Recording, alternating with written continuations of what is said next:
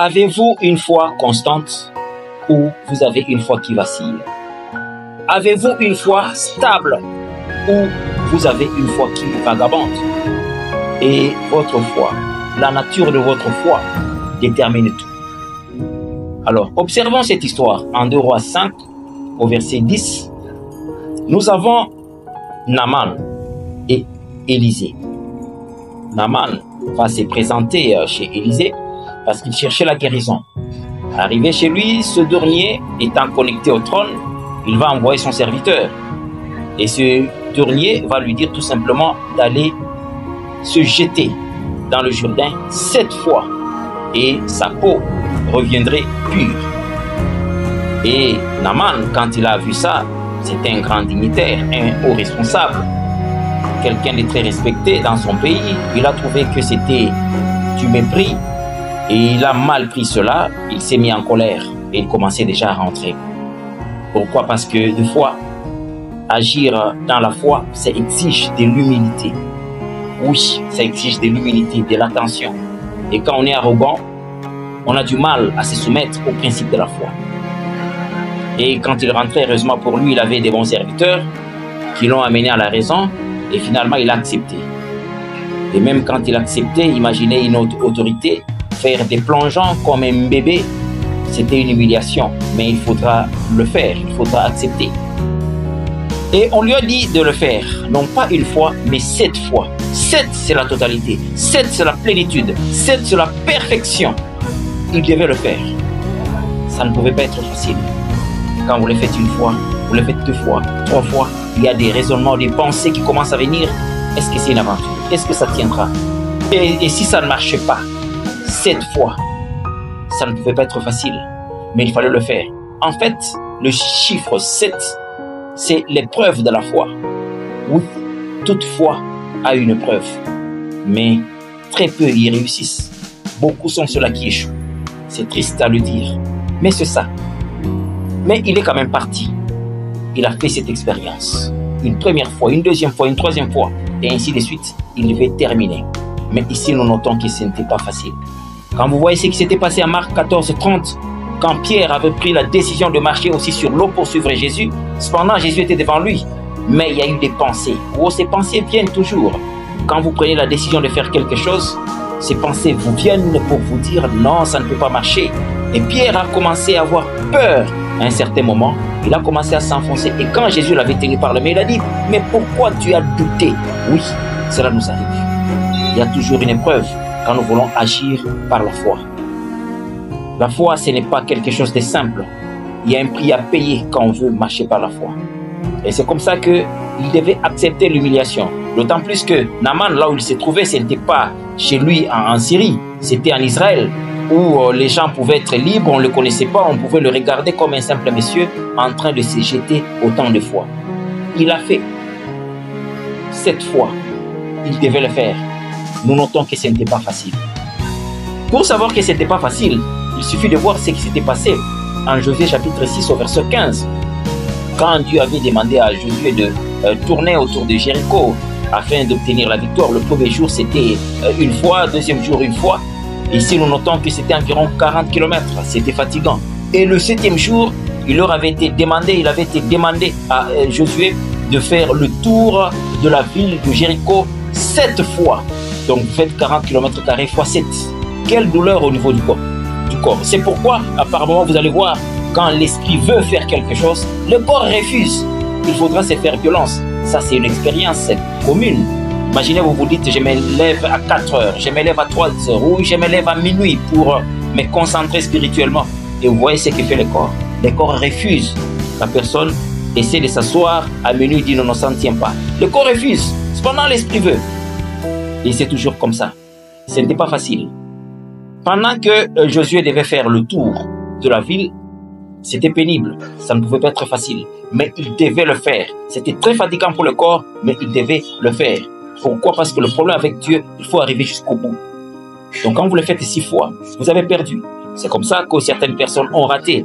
On te dit non, ceci doit être fait pendant 7 mois. Ah, tu le fais pendant 3 mois. Non, j'abandonne. On dit ceci doit être fait pendant 7 ans. Tu le fais pendant 4 ans. Ah, tu abandonnes, tu as perdu. ceci doit être fait pendant 20 ans. Oh, toi, tu le fais pendant 16 ans. Tu abandonnes, tu as perdu. Donc, il faut savoir aller jusqu'au bout. Donc, la foi doit être constante. C'est très important. Parce que si vous arrivez à lâcher prise, à abandonner, vous perdez. Regardez ce qui s'était passé en 1 Samuel, chapitre 13, au verset 8. Nous trouvons l'instruction que Saül avait reçue de la part de Samuel, le prophète. On lui a dit, quand il était à Gilgal, d'attendre à cet endroit, d'attendre. On lui a dit de demander d'attendre. Il devait attendre pendant 7 jours. Et que le 7e jour, c'est alors qu'il recevrait l'instruction pour voir comment se ferait l'Holocauste. Mais 7 jours après, Saül n'a pas été patient. Vous voyez, l'impatience, c'est quelque chose qui fait défaut à la foi. Si dans votre vie, vous êtes impatient, vous ne serez pas un bon candidat pour la foi. Loin de là. Et 7 jours après, qu'est-ce qui s'est passé?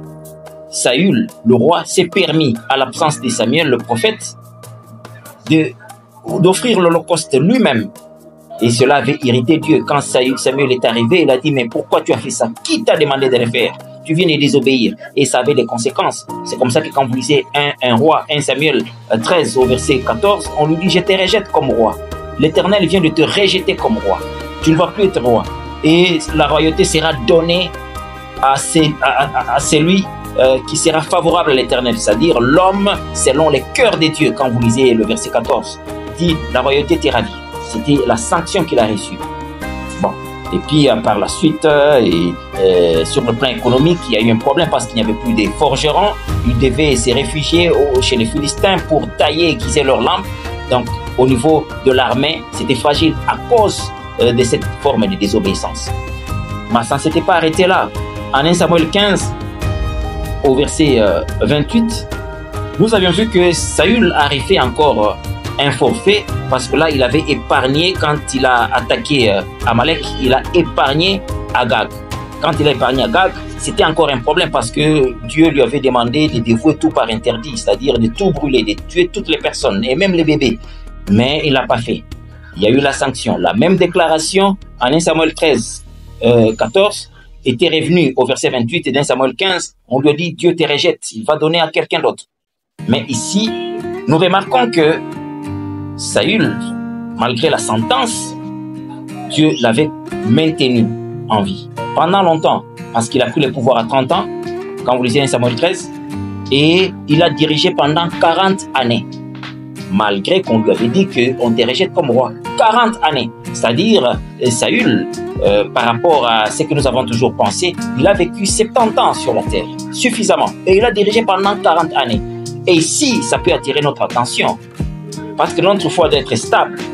Notre foi ne doit pas être perturbée par le temps. Imaginez, il a fallu 40 années pour que la prophétie se réalise. Mais il était toujours au pouvoir. C'est comme ça que vous trouverez beaucoup de dictateurs à la tête, en train de diriger, à la tête en train de diriger. Et des fois, vous faites une intercession. Non, Dieu éradique cette personne, élimine cette personne. Dieu ne le fait pas. Il le maintient parce que Dieu a un travail à faire avec lui. Donc votre prière là ne tient pas. Il a fait 40 années. La même durée de règne que David, l'homme selon le cœur de Dieu. Donc il faudra faire très attention. Votre foi doit rester stable, indépendamment de toutes les situations qui se produisent. Quand Dieu a dit qu'il va faire quelque chose, cantonnez-vous à cela, il va le faire et il va le faire. Ça s'arrête là. Il ne faut pas dire mais quand? Quand c'est Dieu. Alors, quand vous êtes persévérant, il y a un avantage. Nous voyons en 2 Rois 5 au verset 14 ce qui s'est passé quand Naaman s'est soumis à la volonté de Dieu. Il s'est jeté 7 fois. Qu'est-ce qui s'est passé? Son corps est redevenu comme le corps d'un bébé. Non seulement il était guéri, mais il y a eu un rajeunissement.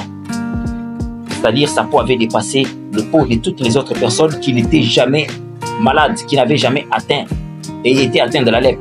Donc, ici, nous voyons que Dieu a la capacité de rajeunir une personne.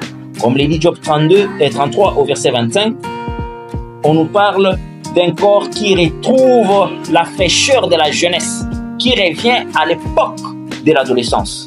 Dieu a la capacité de faire ça à une seule condition. Quand on tient, quand on persévère et quand on ne lâche pas prise.